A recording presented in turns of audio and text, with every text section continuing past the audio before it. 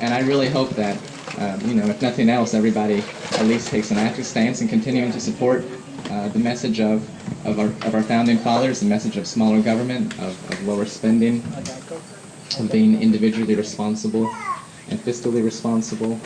And I really appreciate that all of us can come together like this and remember those messages. So I'd like to say thank you all for having me here and letting me speak.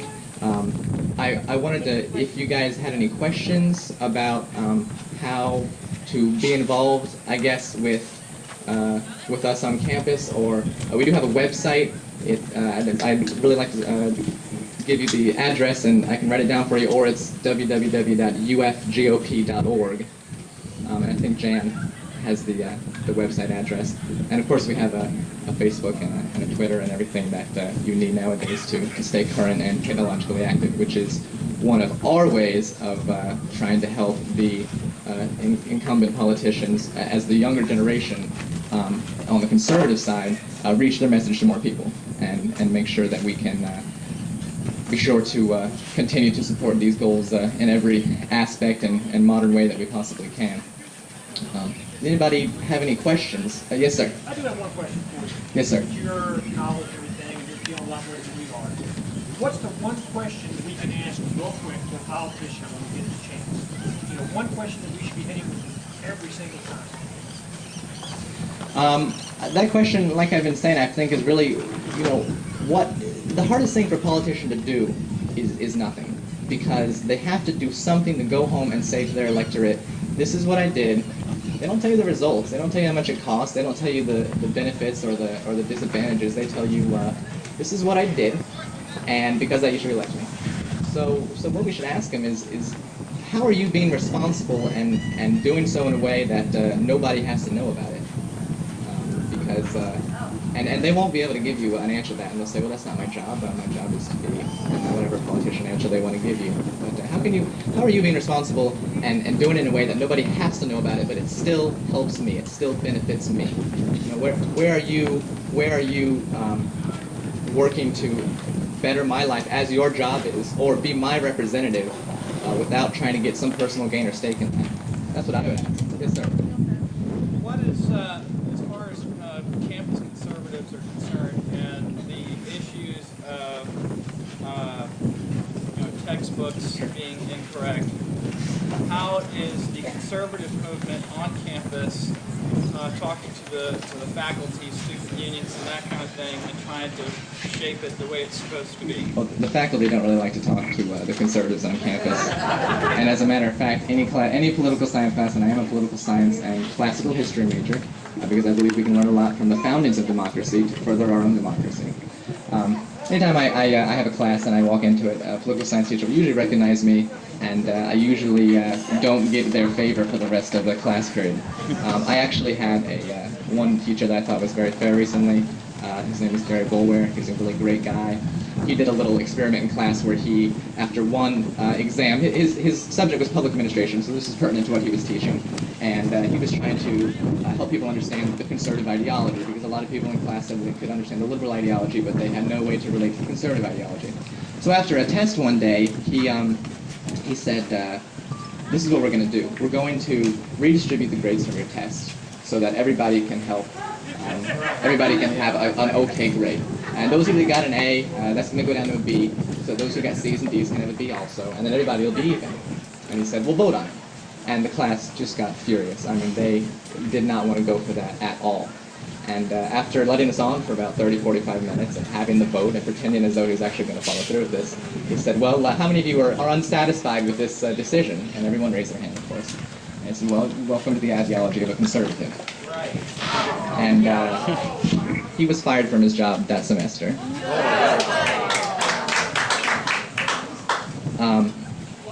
That's not a good thing. No, I wouldn't be for that. No.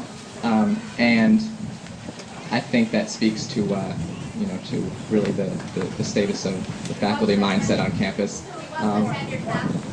No, he wasn't tenured faculty. And I can't say, it's only speculation that was the reason, but that's what he came up and told me, basically, was what happened.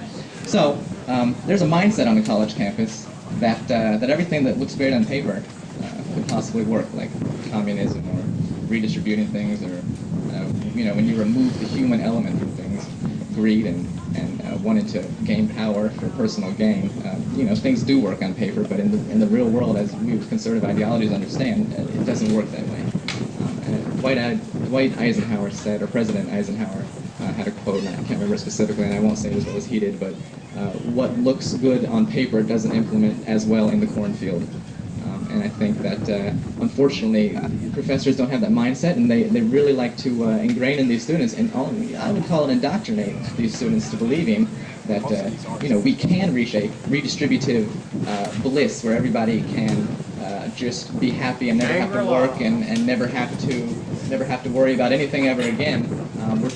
We're giving up, or we're not willing to do it, or as conservatives we don't care enough about the person next to us who would need that help. And obviously that's not true. Obviously as a conservative I care about people and I'd love to help people, and I believe we can fix all of our problems through tax incentives, but that's a different story. So I'm sorry, the question, what can we do about it? I can work to reduce apathy from my end outside of the classroom. Everybody else can, of course, meet like this, invite all generations to come, spend some time on the beach, have a barbecue, and then talk about what our founding fathers stood for and the conservative principles that we stood for. And that's what I would suggest would be our method of working. Anybody else want to? Yes, Dad. Was it difficult to get your conservative newspaper on campus? Yes, very much so. And I think that you were trying to lead me into a little bit of the anecdote there. And I don't want to sit here and bash the school. I mean, UF is a great place. But it was difficult, and the people all along the way definitely tried to hinder it. We're the only conservative newspaper on campus. There are 2 socialist magazines and one predominantly liberal one, which is the mainstream paper that they have up there. They all have about 20 newspaper stands that look like they've been through a world war, and they sit all over the campus, and they're just everywhere. And we tried to get 5 newspaper stands on campus, and we had the hardest time that I've ever had to do anything at the university, to get those newspaper stands on campus next to those socialist newspapers with our conservative paper in it. And what I did was, when Jerry Merriweather of the business department of University of Florida told me that no questions asked, I'm not getting my paper on there, there's not enough room to walk on campus anymore, I went to President Mackin's office and I told him the situation, and he said, put as many newspaper boxes down as you want. I'm sorry that Jerry Merriweather gave you such a hard time. So there is a lack of space? He said that there's not enough room for people to walk on campus. I can't make this stuff up. Yes, sir. Do you ever get to debate your Democratic counterparts? Oh, yes. The other group? Yes, we're good friends with the college Democrats, and I think that we need to work to reduce apathy among them more than anybody else, or at least reduce the state of bliss that they're in about this hope and change and Obama won and everything's going to be great. I don't have to pay for a car because it's going to show up in my driveway one day, and that hasn't happened for me yet. But yes, we do get to debate them, and as Ronald Reagan said, it's not that our liberal friends are dumb. They're simply ignorant about a lot of issues. Or they're not ignorant, they're just, they have the wrong opinion about a lot of issues, I think. The average student, are they interested in hearing your debate, or they're just like... Not as much as I'd like them to be, but we certainly try to make the debates public, and we certainly try to have as many debates as possible. Before the election, we had close to half a dozen debates, and then of course for people who can't make it out to the meetings or the debates, we have the newspaper out there. We have all the electronic ways and means of conveying messages to them and showing support for them for being a conservative on campus, which a lot of people have come up to me and said it's a very hard thing to do, to be publicly conservative on campus. And I know it better than anybody.